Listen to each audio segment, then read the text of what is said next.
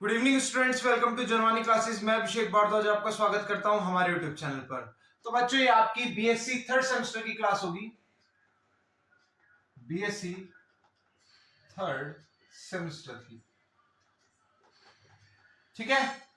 और आज कई बच्चे में से कई दिनों से कह रहे थे कि सर पार्ट बी कब आएगा, पार्ट बी कब आएगा। तो आज आपका ये पार्ट बी आ गया है, जिसमें आज हम पढ़ेंगे क्या, यूनिट फर्स्ट, ठीक है। काफी इजी चैप्टर है, पूरा का कुछ चीजें नहीं है, पूरा का पूरा आपका वही है जो आपने वेव ऑप्टिक्स अपना पढ़ा था, ठीक है। आपका भाई ये क्या चलेगा, ऑप्टिक्स चलेगा, है ना, ठीक है। अब आपका मॉडर्न ऑप्टिक्स चलेगा और इसमें आप क्या पढ़ेंगे, बारी बारी आपके पास जो आपने वहां टॉपिक्स पढ़े थे ना, उनके यहाँ पर यूनिट्स बन गई है। जैसे पहली यूनिट इंटरफेरेंस, फिर डिफ्रैक्शन आ जाएगा, फिर आपका पोलराइजेशन आ जाएगा, लास्ट में हम लेजर के बारे में पढ़ेंगे। आपको पता ही होगा लाइट और वेव में बस एक ही डिफरेंस होता है कि लाइट आपकी स्ट्रेट लाइन चलती है और वेव आपकी कुछ क्रस्ट एंड टफ बनाकर चलती है, ठीक है। तो देखो, हम किसके बारे में बात करेंगे, पहले वेव के बारे में बात करेंगे, ठीक है। और वेव का पहला फिनोमिना जो कि आपकी यूनिट का नाम है इंटरफेरेंस। क्या, इंटरफेरेंस। और इंटरफेरेंस से भी पहले आपको पढ़ना पड़ेगा क्या, सुपरपोजिशन के बारे में। किसके बारे में, सुपरपोजिशन के बारे में। बच्चों थोड़ा सा आपको, मुझे पता है आवाज आ रही होगी, तो थोड़ा कंस्ट्रक्शन का काम चल रहा है, इस वजह से आपको मशीन की आवाज आ रही होगी, उसके लिए मैं माफी चाहता हूँ। लेकिन मैं ट्राई करूंगा जितनी तेज हो सके उतनी तेज बोलूं जो आपको मेरी आवाज आ रहा है, ठीक है। तो खैर फर्स्ट टॉपिक के बारे में बात करते हैं, जिसका नाम क्या था, principle of superposition. The principle of superposition, principle of superposition. देखो ये प्रिंसिपल ऑफ सुपरपोजिशन क्या बोलता है, ये आपका बोलता है क्या कि मान लो, क्या बोलता है क्या कि मान लो कई सारी वेव्स आ रही है, मान लो ये एक वेव आ रही है, ये दूसरी वेव आ रही है और ये तीसरी वेव आ रही है, मान लो तीन वेव्स आ रही है वैसे वेव, और एक ही पॉइंट पर वो क्या हो जाती है, एक दूसरे के ऊपर सुपर इंपोज हो जाती है। या सुपर इंपोज मतलब देखो यहाँ पे वर्ड ही आ रहा है, super position. Super position, position के साथ क्या आ रहा है, सुपर वर्ड आ रहा है, मतलब एक से ज्यादा वेव एक ही पोजीशन पर आ जाए, एक ही पॉइंट पर आ जाए, तो क्या हो जाएंगी, वो रिजल्टेंट के रूप में जब सारी वेव एक साथ टकराएंगी तो वो एक ही साथ, फिर वो एक साथ मूव करने लग जाएंगी, ठीक है। वो एक साथ मूव करने लग जाएंगी। और मान लो इस ये जो वेव थी, ये जो वेव आ रही थी, मान लो इसकी डिस्प्लेसमेंट y1 थी, इसकी डिस्प्लेसमेंट y2 थी, इसकी डिस्प्लेसमेंट y3 थी। तो सुपर पोजिशन के बाद क्या होगा, जो नई वेव निकली है, इसका जो इसकी जो रिजल्टेंट, जो ये रिजल्टेंट डिस्प्लेसमेंट के साथ, जिस रिजल्टेंट डिस्प्लेसमेंट के साथ ये जारी होगी, ये क्या होगी, इनका वेक्टर सम। क्या होगी, इनका वेक्टर सम, ठीक है, एल्जेब्रिक सम, इस तरीके से, ठीक है, ठीक है, वेक्टर सम, डाउट, ठीक है। इसका वेक्टर प्लस इसका वेक्टर प्लस इसका वेक्टर, ये आपका क्या बोलता है, प्रिंसिपल ऑफ सुपरपोजिशन। अब एक बार मैं इसको आपको लैंग्वेज में अगर लिखूंगा तो लैंग्वेज में हम किस तरीके से लिखेंगे आप समझना, ठीक है। लिखो, it states, it's it states that that the displacement, the displacement at an instant, at an instant, due to a number, due to a number of waves, due to a number of waves meeting simultaneously, meeting simultaneously, simultaneously at a point, at a point in a medium, at a point in a medium is the vector sum is the vector sum of the individual displacement of the individual displacement due to each wave at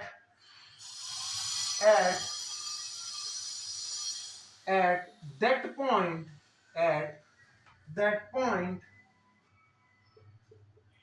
at the same time यानी y vector बराबर y1 vector plus y2 vector अब तो आपकी जितनी भी waves हो।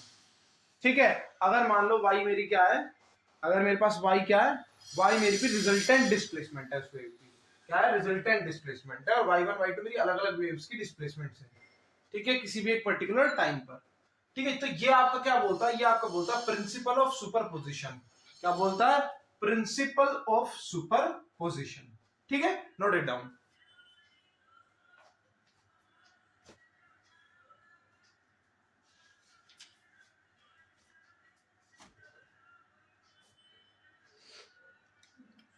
अब हमने ये तो डिस्कस कर लिया कि अगर एक पॉइंट पर दो या दो से ज्यादा वेव्स मिलेंगी तो क्या होगा, उनकी डिस्प्लेसमेंट का रिजल्टेंट क्या निकलेगा। लेकिन हमें ये नहीं पता उनकी इंटेंसिटीज का रिजल्टेंट क्या निकलेगा, उनके एम्पलीट्यूड का रिजल्टेंट क्या निकलेगा, क्योंकि ये सारी चीजें हमें पता होना जरूरी है हमारे यंग मॉडुलस की वजह से। क्योंकि यंग मॉडुलस क्या नाम है आपका, ये जो इंटरफेरेंस वाला यंग डबल स्लिट एक्सपेरिमेंट आएगा इसके लिए।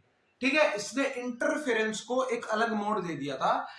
ठीक है, बेसिकली इसने क्या बताया था, मैं आपको नॉर्मली भी आगे बताने ही वाला था पर अभी बता देता हूं। चलो, बेसिकली इसने क्या बोला था, इसने बोला था कि अगर हम एक सोर्स से, मान लो, चलो मैं हल्का सा इसको डिस्क्राइब करता हूं।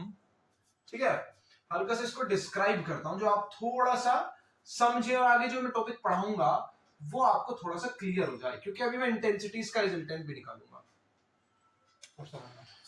तो इसने क्या बोला था, यंग जो आया था उसने क्या बोला, उसने ये बोला कि मान लो मेरे पास एक स्लिट है।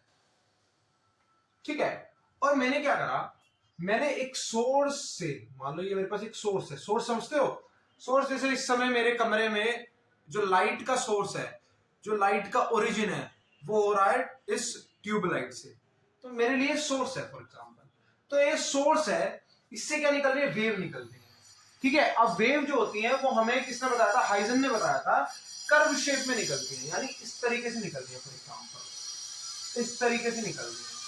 ठीक है, मान लो उसने फिर क्या करा, यहाँ पर होल करा, उस होल की वजह से क्या होगा, वेव्स इसमें से ट्रांसफर करेंगी, और इसमें से ट्रांसफर करेंगी तो क्या होगा भाई, यहां भी आपका ऑटोमेटिकली क्या होगा, ये वेव का ऑटोमेटिकली क्या होगा, इफेक्ट दिखना शुरू हो जाएगा। तो ये बोल रहा है इस स्लिट के आगे मैंने एक और स्लिट रख दी और इसके सामने ना बनाकर दोनों से सेम डिस्टेंस पर, मतलब मान लो एक यहां पर छेद करा इस तरीके से, मान लो डी डिस्टेंस पर करा, सेम डी डिस्टेंस पर मैं इधर भी छेद कर दूंगा एक, इधर मान लो। तो ये मैंने क्या करे, ये मैंने दो छेद कर दिए, तो क्या होगा, लाइट रेस ऑटोमेटिकली इनसे भी पार होना शुरू कर देगी। और ये मान लो मेरे पास एक स्क्रीन है, ये स्क्रीन वो है कि जहां पर मैं ऑब्जर्वेशन करूंगा अपने, तो क्या होगा कि जो दो छेद है ना, ये मुझे दो अलग तरीके की वेव देंगे। एक मेरी वेव कुछ इस तरीके से बना रही होगी, सेमी सर्किल एक यहां से शुरू हुए होंगे मेरे, एक सेमी सर्किल्स, मतलब semi circle in the sense कि एक टाइप नई वेव मुझे इधर से दिख रही होगी और एक वेव मुझे इधर से निकलती हुई दिख रही होगी, और ये वेव्स क्या कर रही होंगी, ये वेव्स एक दूसरे के ऊपर देखो क्या हो रही है, अलग अलग पॉइंट्स पर क्या हो रही है, सुपर इंपोज हो रही है, अलग अलग पॉइंट्स पर क्या हो रही है, सुपर इंपोज हो रही है। ठीक है, अलग अलग पॉइंट्स पर क्या हो रही है, सुपर इंपोज। तो स्क्रीन पे भी कहीं ना कहीं एक ऐसा पॉइंट आएगा जहां पर ये सुपर इंपोज कर रही होंगी अलग अलग जगह पर। ठीक है, तो देखो ये सुपर इंपोज कर रही है, तो ये मेरा एक मिनी सोर्स की तरह काम करेगा। इसको मैं S1 से डिनोट कर दूंगा, इसको मैं S2 से डिनोट कर दूंगा। ठीक है, तो जब मैंने स्क्रीन पर ऑब्जर्व किया, जब मैंने स्क्रीन पर ऑब्जर्व किया तो मैंने ये पाया कि कहीं कहीं इन दोनों की वजह से कहीं कहीं मेरी इंटेंसिटीज, कहीं कहीं जो लाइट है वो मुझे बहुत ब्राइट दिख रही है, कहीं कहीं लाइट मुझे कैसी है, बहुत ज्यादा ब्राइट दिख रही है, और कहीं कहीं पर डार्कनेस है।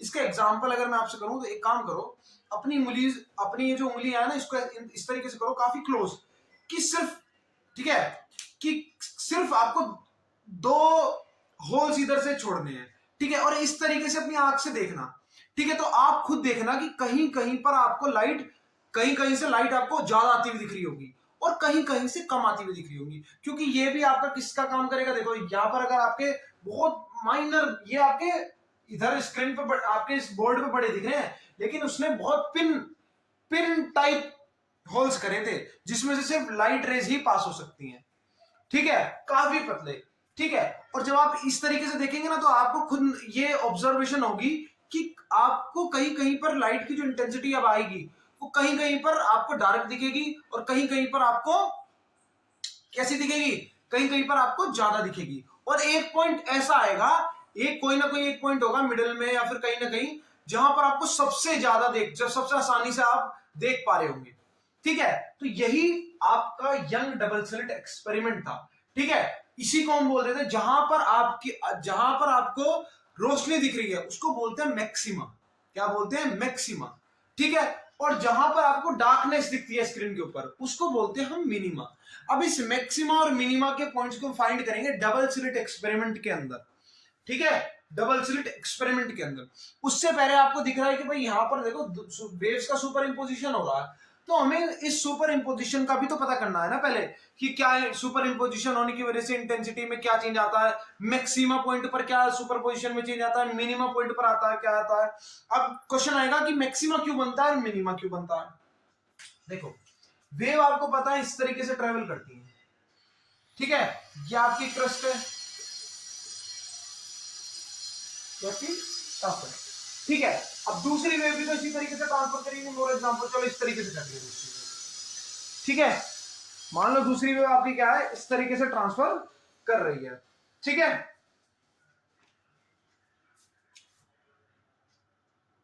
ठीक है, स्पेलिंग सही है, ठीक है, ठीक है, ये आपका दो है और ये आपका क्रस्ट है। तो जब दो क्रस्ट आपस में सुपर इंपोजिशन हो जाए, यानी ये क्रस्ट इसके ऊपर आ जाए, तो आपका बनता है मैक्सिमा, ठीक है, क्या बनता है, मैक्सिमा, क्योंकि वेव आपकी फिर किस टाइप की बन जाएगी भाई, इसी टाइप की बन जाएगी। और मान लो एक क्रस्ट, मान लो एक क्रस्ट और एक टफ, वो आपका इस तरीके से बन जाए, तो ये तो कैंसिल आउट हो जाएगा। लेकिन अगर दो टफ एक साथ बन जाए तो इस तरीके से ही आपकी वेव बनेगी। तो मिनिमा आपका वहां बनता है जहां पर आपका क्या हो, जहां पर आपका क्या हो, मिनिमा आपका वहां बनता है जहां पर जो आपके ये है ना दो टफ, ये आपस में सुपर इंपोज हो जाए, ठीक है। इसको आप क्या बोलते हो, इसको आप बोलते हो क्या, डिस्ट्रक्टिव इंटरफेरेंस, क्या बोलते हो, ये आपका कहलाता है फिर डिस्ट्रक्टिव, जहां पर दोनों वेव्स के टफ जो है वो आपस में सुपर इंपोजिशन हो जाए, उसको आप बोलते हो डिस्ट्रक्टिव इंटरफेरेंस। और इसको बोलते हो आप कंस्ट्रक्टिव इंटरफेरेंस, जब दोनों वेव्स के क्रस्ट जो है वो आपस में एक दूसरे के ऊपर हो जाए, इसको बोलते हैं हम क्या, कंस्ट्रक्टिव इंटरफेरेंस, ठीक है। इनके बारे में मैं आपको बताऊंगा, ठीक है, इनके बारे में मैं आपको बताऊंगा। अगर आपको दिख रहा है तो यही आपकी वो चीज है, अगर आपको स्क्रीनशॉट लेना है तो आप इसका स्क्रीनशॉट भी ले सकते हैं। ये पूरी चीज अभी मैंने आपको बता दी है, ये पूरा एक्सपेरिमेंट आपका वही है, ठीक है। अगर आप देख पा रहे हैं तो इसका स्क्रीनशॉट ले सकते हो, ठीक है। आई होप आपको दिख गया होगा अच्छे से, ठीक है। चलो अब हम कहां पर चलते हैं, वापस से आते हैं अपना सुपर इंपोजिशन पर, और मैं अब आपको क्या पढ़ाऊंगा, अब मैं आपको पढ़ाऊंगा रिजल्टेंट, अब मैं इंटेंसिटी, जो हमारी रिजल्टेंट इंटेंसिटी होगी ना उसकी चीजों को पढ़ेंगे, ठीक है। चलो तो अब अपना शुरू करते हैं हम क्या,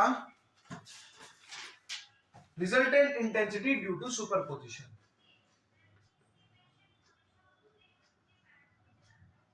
resultant intensity, resultant intensity due to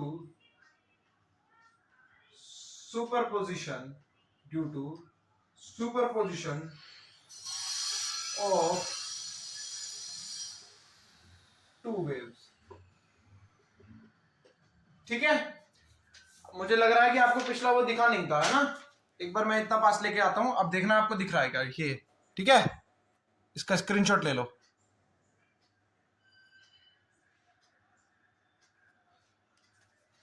ठीक है, आई होप अब आपको अच्छे से दिख गया होगा। इसका स्क्रीनशॉट आप ले लेना।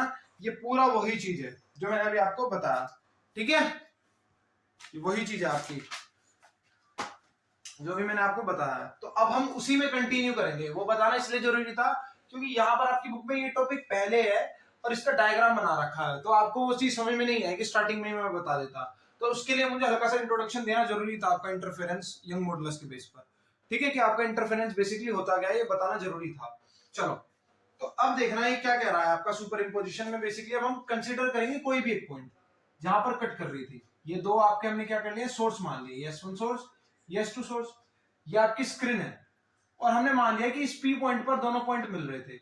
इस वेव का, ये वाली वेव भी जो है S2 सोर्स से निकल रही थी और S1 सोर्स से जो वेव निकल रही थी, दोनों मैंने मान लिया कि वो इस P पॉइंट पर क्या कर रहे थे, इस P पॉइंट पर मीट कर रहे थे। ये मेरी A B स्क्रीन है, ये मेरा P पॉइंट है। ठीक है, वेव आपकी किस तरीके से निकल रही थी, इस तरीके से। ठीक है, यहां तक तो किसी को कोई डाउट नहीं होगा। ऑनलाइन डिवाइड हो रही है आपकी यहाँ पर। ठीक है, आपका O पॉइंट है। क्या पॉइंट है, O पॉइंट है। ठीक है, ये आपकी यहां से लेके यहां तक की डिस्टेंस और ये आपकी यहां से लेके यहां तक की डिस्टेंस। यहां तक आपको कोई डाउट नहीं होना चाहिए। और स्क्रीन और आपका स्लिट के बीच में जो डिस्टेंस है वो कैपिटल डी है। ठीक है, क्या है, कैपिटल डी है। ठीक है, तो अब आपका यहां तक तो क्लियर हो गया होगा। ठीक है, यहां तक आपको क्लियर हो गया होगा। अब हम शुरू करते हैं। क्या, late S1 and let S1 and S2 are two similar parallel slits which are illuminated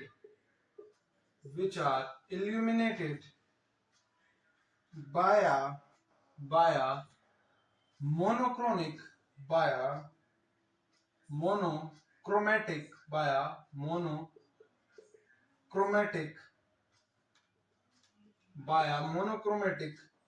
light and are very close to each other ठीक है, now we find the resultant intensity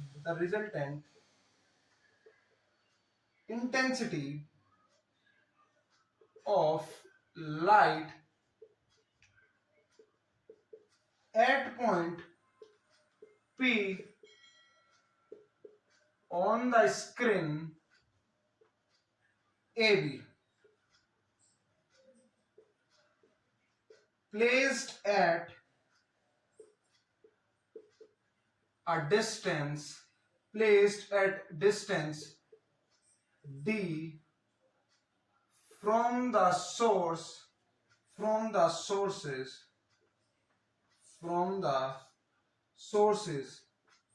S1 and S2। ठीक है, भाई हमने एक आप देखो फर्क आपको मुझे दो तीन चीजों में बताना है। क्या कि मोनोक्रोमेटिक लाइट आपकी क्या होती है ये। ठीक है, दो तीन आपकी चीजें आएंगी, मोनोक्रोमेटिक, ठीक है, इसी तरह कोहेरेंट। ठीक है, तो इनमें डिफरेंस क्या होता है ये मैं आपको बताऊंगा बाद में। अभी के लिए आप सिर्फ इतना मान लें कि आपके पास एक लाइट सोर्स था। ठीक है, उससे आपके पास दो वेव्स आई। हालांकि ये आप 11th में पढ़ के आ चुके होंगे, लेकिन इसका क्योंकि ये आपकी बुक में अलग से टॉपिक है तो इनको मैं डिटेल में फिर वहीं बता दूंगा। अभी मैं नॉर्मली आपको बता दूं वो भी ठीक नहीं है। ठीक है, अभी बस इतना समझे कि आपके पास ये दो लाइट सोर्सेस थे, ठीक है, और ये कहां से बने, ये एक आपके पास अलग से लाइट सोर्स था जिसे हमने एस मान लिया था, वहां से बने हैं, ठीक है। चलो ठीक है, अगर किसी बच्चे को अगर कोई दिक्कत आई, अगर इस ना दिखाओ ना इस अच्छे से, तो आप कमेंट कर देना, ठीक है, आप कमेंट कर देना, आपको प्रोवाइड करवा दूंगा मैं वो वाला पे, क्योंकि वो सारी वही चीजें जो मैंने आपको बताई है, मैं पूरा बोर्ड पे वो लिख दूं, पॉइंट वही है जो मुझे आपको बताना था खाली, क्योंकि आपका वो डबल स्लिट एक्सपेरिमेंट सिर्फ इतना ही था, मतलब डबल स्लिट एक्सपेरिमेंट इतना नहीं था, उसके बारे में डिटेल जो थी वो पूरी बुक में जो मैंने लगाई, जो पूरी बुक में लिखा है ना, इसकी समरी मैंने आपको वही बताई है, ठीक है, इसकी समरी बता दी आपको, ठीक है, बाकी एग्जाम के लिए लिखने के लिए आपको पूरा लिख के आना पड़ेगा एग्जाम में, ठीक है, एग्जाम में समझने के लिए इतना ही था बस उसमें, कि ये पूरा आखिर फिनोमिना क्या है, आई होप आपको समझ में आया हो एटलीस्ट, ठीक है। तो जिनको नहीं समझ में आया वो भी बता देना कमेंट सेक्शन में, तो मैं आपका क्लियर कर दूंगा, ठीक है, तो मैं आपका क्या कर दूंगा, क्लियर कर दूंगा। चलो, तो अब करेंगे late A1 and A2, let A1 and A2 are the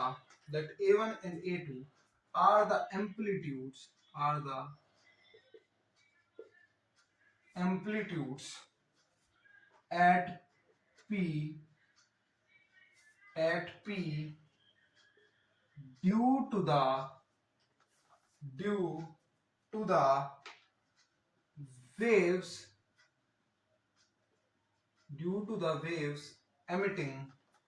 the waves emitting from S1 and S2 respectively,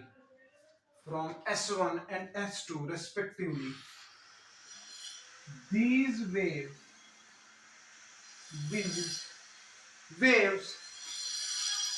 may be represented by, अब हम किस तरीके से रिप्रेजेंट करेंगे, ये एक बार आप इसका स्क्रीनशॉट लो, फिर मैं आपको बताता हूं किस तरीके से हम रिप्रेजेंट करेंगे।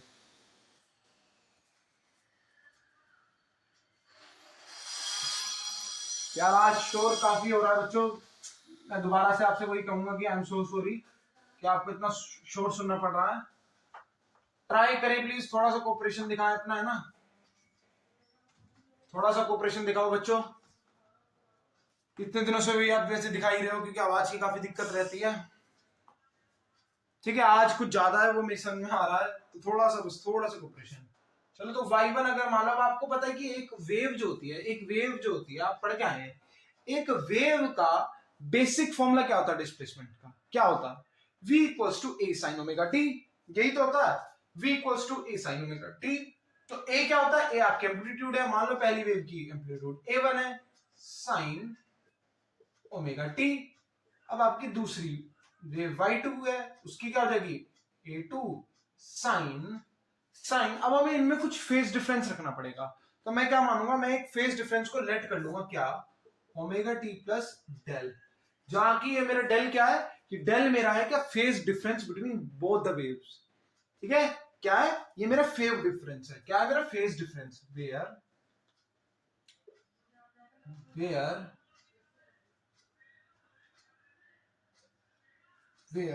del is the phase difference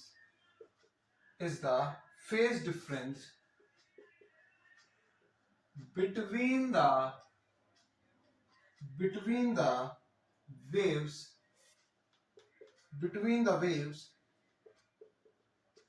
at point P,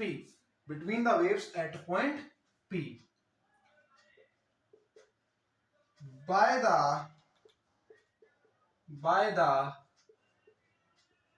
principle of superposition, the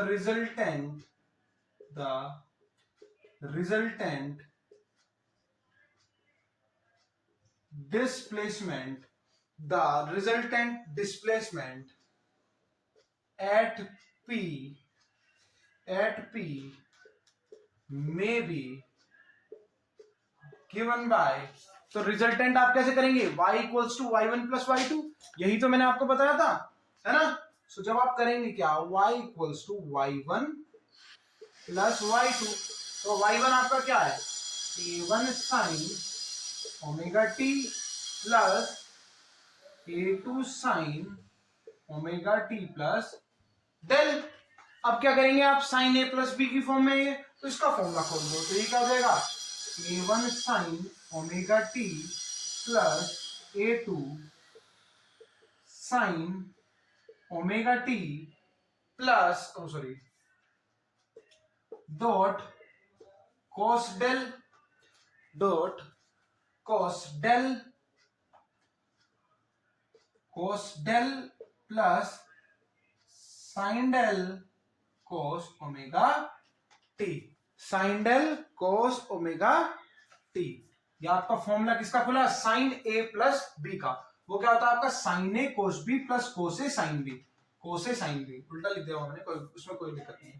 ये आपका क्या आया, ये आपका बेसिकली y आया, जो आपका y1 प्लस y2 के बराबर है, ठीक है। तो ये आपका क्या है, ये आपका आया है y, तो मैं डायरेक्ट लिख दूंगा y बराबर, अब ये आपका a1, और देखो साइन ओमेगा टी यहाँ भी है, साइन ओमेगा टी यहाँ भी है, तो जब मैं साइन ओमेगा टी कॉमन लूंगा तो यहाँ आपका क्या बच जाएगा, a1 plus a2 cos del, इधर क्या आएगा कोस डेल, और बचेगा क्या आपका a2 sine omega t, a2 sine omega t, a2 cos omega t, a2 cos omega t sine del, cos omega t sine del, ठीक है।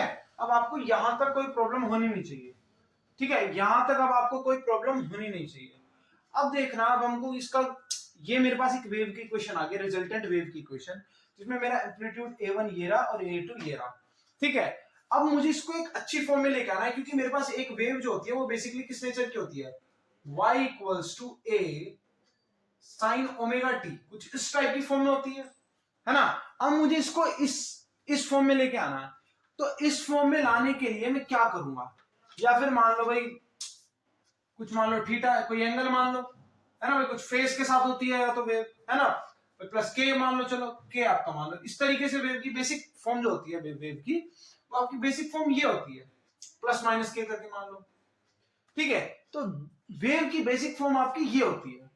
अब आपको इसको बेसिक फॉर्म में लेके आना है, तो समवेयर आप देखोगे यहां भी somewhere sign A plus B या साइन ए माइनस बी का फॉर्मूला चाहिए होता है, तो आपको क्या चाहिए, अब यहाँ पे आपको यहाँ पर sign A plus B sign A minus B लाना पड़ेगा, तो उसके लिए आपको कुछ लेट करना पड़ेगा, ठीक है, क्योंकि आपको इस फॉर्म में लेके आना है।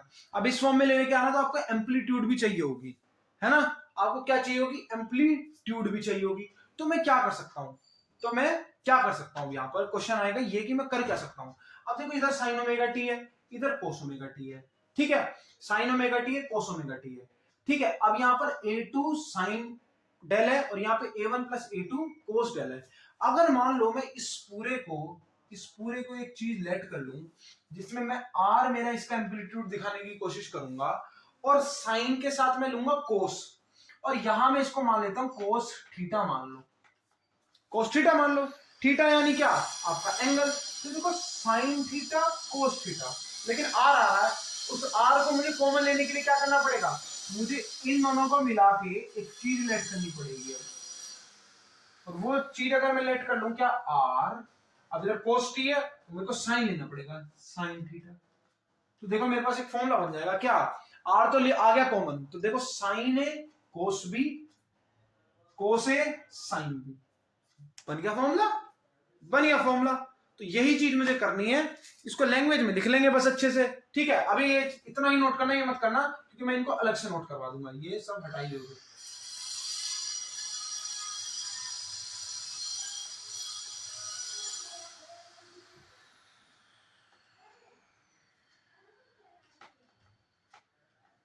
ठीक है, नोट करो जल्दी से, चलो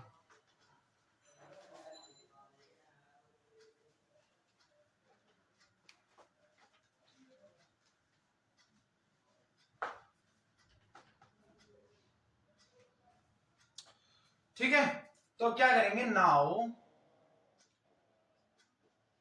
if we take R cos theta बराबर a1 plus a2 cos del और आर साइन थीटा बराबर a2 साइन डेल, यही था ना आपका। हाँ ठीक है, ये तो हमने अजम्पशन कर लिए हैं। अब आप बोलेंगे सर हमको एम्पलीट्यूड, इस एम्पलीट्यूड की वैल्यू भी तो चाहिए होगी। भाई हमारे पास मान लो एक वेव आ रही है जो इस नेचर की है, मान लो यही तो लाए हम वेव,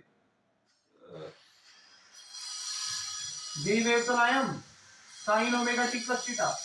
अब आप बोलेंगे सर ना तो हमें पता इसका एम्पलीट्यूड क्या है, ना हमें पता इसका फेज डिफरेंस क्या है, तो कैसे करेंगे हम? तो अब हम निकालेंगे वो किसकी हेल्प से, एक देखना क्या करूंगा मैं, पहले मान लो इसको इक्वेशन नंबर 1, इसको इक्वेशन नंबर 2, ठीक है। मैं मान लो ये करूंगा आपकी पहली वाली इक्वेशन का स्क्वायर करके दूसरी वाली इक्वेशन के साथ ऐड करूंगा, तो देखना मेरा क्या बनेगा। देखते हैं क्या बनेगा। नाउ क्या बनेगा देखते हैं, R square cos square theta plus R square sine square theta, यही तो बनेगा। इन दोनों का ऐड करूंगा, इसका मतलब इनका भी करूंगा। a1 plus a2 cos del का होल स्क्वायर करूंगा और क्या करूंगा a2 square sine square del करूंगा, ये करूंगा। अब देखो आर स्क्वायर में कॉमन लूंगा तो अंदर क्या बच जाएगा, साइन स्क्वायर थीटा मतलब कोस square theta plus sine square theta, है ना। अब ये इसका आप a प्लस बी का होल स्क्वायर खोलोगे, कैसे खोलोगे, a का स्क्वायर प्लस b का square plus 2ab plus 2ab, और ये आपका क्या है a2 square sine square del, ठीक है। अब आप बचपन से नहीं कहूंगा, 10th क्लास से फॉर्मूला पढ़ते हैं, sign square theta plus cos square theta बराबर 1, तो आर स्क्वायर आपके किसके बराबर आ जाएगा, a1 स्क्वायर प्लस, अब देखो a2 स्क्वायर यहां भी है, a2 स्क्वायर यहां भी है, a2 square cos square del plus sine square del, फिर ये वाला वही फॉर्मूला आ गया। तो मैं काम करता हूं, पूरा हटा के बस a2 स्क्वायर छोड़ देता हूं, क्योंकि तो 1 ही हो गया मेरे पास, ठीक है। a2 स्क्वायर और plus 2a1 a2 cos del, देखो मेरे पास r की वैल्यू मेरे पास आ रही है या नहीं आ रही, a1 और a2 के रिलेशन के साथ ही आ रही है, जिसमें फेज डिफरेंस भी आ रहा है मेरा, जो उन वेव्स के बीच का फेज डिफरेंस था ना वो भी आ रहा है और a1 a2 के रिस्पेक्ट में आ रहा है। तो अगर मुझे a1 a2 की वैल्यू गिवन होगी ना, तो मैं ऑटोमेटिकली उस उसका रिजल्टेंट निकाल सकता हूं बहुत आराम से। कैसे, इस तरीके से निकाल सकता हूं, ठीक है। यहां तक तो आपको कोई डाउट होना नहीं चाहिए। तो भाई आपके पास ये तो आ गया, अब आप बोलेंगे चलो सर ठीक है ये तो आ गया, अब हमें ये बताओ ये कैसे निकालोगे। सिंपल है भाई, यहां भी हम क्या करेंगे, आप बचपन से आप ट्रेजेक्टरी के आपने क्वेश्चन कर लिए, आपने भाई आपने मैथ्स के स्टूडेंट है ऑब्वियसली आप ट्रेजेक्टरी के क्वेश्चन करके आ रहे होंगे, है ना। आपने आपका भाई फिजिक्स के अंदर अपना सेमेस्टर 1 में आपने कैलकुलस पढ़ी होगी, वेक्टर कैलकुलस सब कुछ पढ़ा है आपने। हमेशा आप एंगल किस तरीके से निकालते हो, मान लो आपसे ये बोला जाता है कि भाई एक लाइन सेगमेंट और दूसरी लाइन सेगमेंट के बीच का एंगल निकालो, तो आप वहां पर एंगल निकालने के लिए क्या करते थे, टेन थीटा लेते थे। तो इन्हीं वेव से आपको क्या बनाना है, टेन थीटा। टेन थीटा बनाने के लिए आप क्या करोगे, इस वेव से इस वेव को डिवाइड कर दोगे, यही काम तो करोगे, कर दो बस।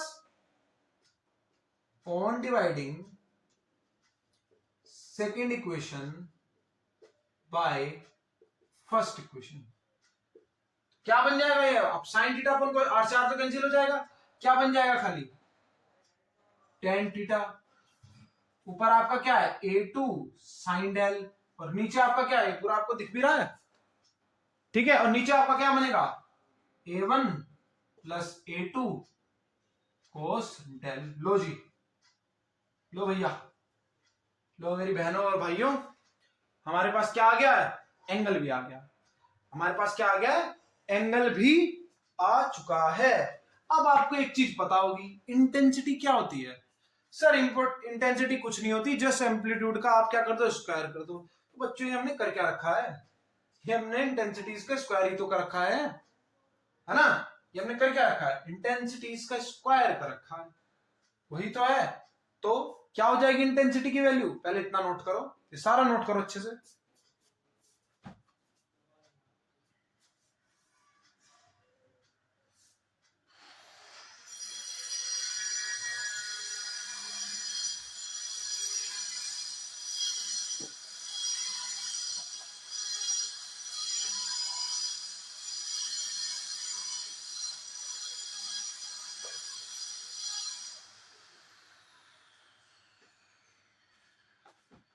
ठीक है, so we know that the intensity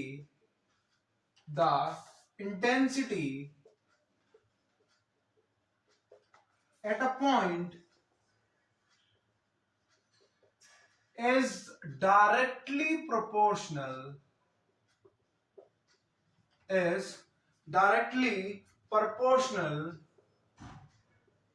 to the square of the amplitude of the wave, so the resultant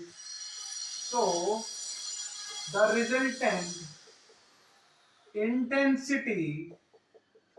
I at the point P is given by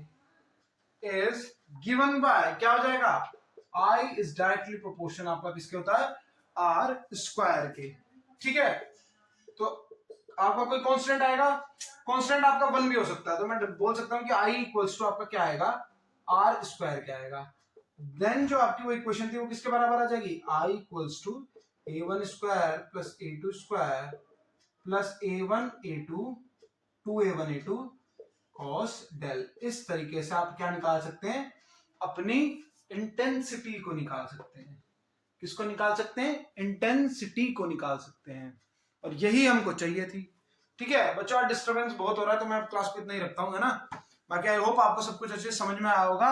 और अभी आगे देखो, ये डेरिवेशन तो खाली इंटरफेरेंस की है और छोटी सी आपके डिफ्रेक्शन वगैरह की है, 2 चैप्टर की है। उसके बाद जो बची हुई 2 यूनिट है, बची हुई 2 यूनिट में आपका काफी कुछ क्या है, बची हुई 2 यूनिट में आपका काफी कुछ थ्योरी है। ठीक है, तो मैं ट्राई करूंगा आपको नोट्स प्रोवाइड करवाऊं, उसके यहाँ पर समझा दूं और नोट्स प्रोवाइड करवा दूं जो आपका टाइम बचे, वरना मैं लिखवाऊंगा, है ना, आपका टाइम वेस्ट होगा। क्योंकि समझने वाली चीज वही होगी जो मैं मुंह से बोल रहा हूँ, तो लिखवाने की जगह मैं एक काम करूंगा, ट्राई करूंगा कि आपको नोट्स प्रोवाइड करवा दूं उस चीज के। ठीक है, चलो फिर आज के लिए इतना रखते हैं। Thank you very much.